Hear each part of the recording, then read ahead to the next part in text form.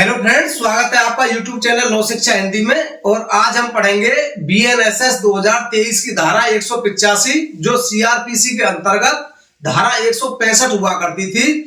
तो सबसे पहले आप इसका स्क्रीनशॉट ले लें जिससे कि आगे समझाने में आसानी हो।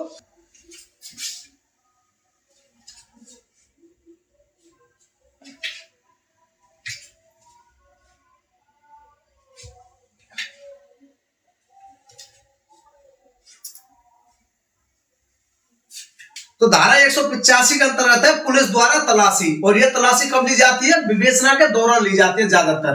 कि अगर किसी थाना प्रभारी को ये पता चलता है कि वो विवेचना कर रहे हैं या इन्वेस्टिगेशन ऑफिसर विवेचना कर रहा है, उसे किसी तथ्य के बारे में जो अपराध से संबंधित सामग्री है उसके बारे में पता चलता है, तो वो जो तलाशी ली जाती है वो धारा 185 के अंतर्गत ली जाती है। जब पीसीआर होता है, पुलिस कस्टडी रिमांड लिया जाता है पुलिस द्वारा, तो उसमें धारा 185 के तहत ही बरामदगी की जाती है। या किसी व्यक्ति को जब तक गिरफ्तार किया गया और उससे कोई जानकारी प्राप्त हुई, जानकारी प्राप्त करने के बाद में उसने बताया कि जो अपराध से संबंधित वस्तु है वो उस जगह पर रखी है, वहां पर जाकर के जो बरामदगी होती है वो धारा 185 के तहत होती है। और धारा 185 में ध्यान रखने वाली बात यह है कि 105 बीएनएसएस के प्रावधान लागू होते हैं जिसमें वीडियोग्राफी का प्रावधान किया गया है। तो आइए समझते हैं धारा 185 को विस्तार पूर्वक। धारा 185 पुलिस अधिकारी द्वारा तलाशी। इसकी उपधारा है जब कभी पुलिस थाने के भार साधक अधिकारी, कौन? पुलिस थाने के भार साधक अधिकारी एसएचओ या एसओ या अन्वेषण करने वाले पुलिस अधिकारी के पास, कौन? इन्वेस्टिगेशन ऑफिसर के पास यह विश्वास करने के उचित आधार है कि किसी ऐसे अपराध के अन्वेषण के प्रयोजन के लिए जिसका अन्वेषण करने के लिए वह प्राधिकृत है, आवश्यक कोई चीज उस पुलिस थाने की जिसका वह भार साधक है या जिससे वह संलग्न सीमाओं के भीतर किसी स्थान में पाई जा सकती है। तो कोई अपराध से संबंधित जो वस्तु है वो उसके थाने की सीमाओं के भीतर पाई जा सकती है और उसकी राय में ऐसी चीज अनुचित विलंब के बिना तलाशी से अन्यथा अभिप्राप्त नहीं की जा सकती है, तब ऐसा पुलिस अधिकारी केस डायरी में अपने विश्वास के आधारों को लेखबद्ध करने और यथासंभव उस चीज को जिसके लिए तलाशी ली जानी है ऐसे लेख में निर्दिष्ट करने के पश्चात उस थाने की सीमाओं के भीतर किसी स्थान में ऐसी चीज के लिए तलाशी ले सकता है या तलाशी करा सकेगा। तो इसमें दोनों चीजें आई कि या तो वो तलाशी करा सकेगा या कर सकेगा। अब करा कौन सकेगा? एसएचओ या एसओ अपने अधीनस्थ को भी कर सकेगा। वो आगे आने वाली धारा में दिया गया है उसका विवरण। तो अपनी केस डायरी में सबसे पहले इन्वेस्टिगेशन ऑफिसर ये लिखेगा कि वो अपराध से संबंधित वस्तु उस जगह पर है, ऐसा उसे जानकारी हुई है, ऐसा विश्वास हुआ है, और उसको बिना अगर विलंब किया गया तो वो वहां से नष्ट हो सकती है या वहां से गायब हो सकती है, तो वो उसकी तलाशी ले सकता है। ज्यादातर ये प्रक्रिया पीसीआर के अंतर्गत की जाती है, पुलिस कस्टडी रिमांड के अंतर्गत। अब इसकी उपधारा 2 समझेंगे। उपधारा 2 क्या कहती है? उपधारा 2 कहती है उपधारा 1 के अधीन कार्रवाई करने वाला पुलिस अधिकारी यदि साध्य है तो तलाशी स्वयं लेगा। तो स्वयं कौन सा लेगा? ये हो गया इन्वेस्टिगेशन ऑफिसर। अगर साध्य है तो इन्वेस्टिगेशन ऑफिसर जो भी है वो स्वयं तलाशी लेगा, परंतु इस धारा के अधीन संचालित की गई तलाशी श्रव्य दृश्य इलेक्ट्रॉनिक साधनों के माध्यम से अधिमानतः मोबाइल फोन द्वारा अभिलिखित की जा सकेगी।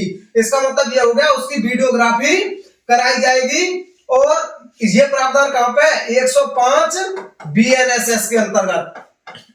105 बीएनएसएस के अंतर्गत है अध्याय 7 और धारा 185 के तहत अगर कहीं पे कोई कार्रवाई होती है तो उसमें वीडियोग्राफी कराई जाएगी। 105 धारा को भी मैंने इस चैनल पे समझाया है, आप चाहें तो उस धारा को एक बार देख सकते हैं चैनल पर।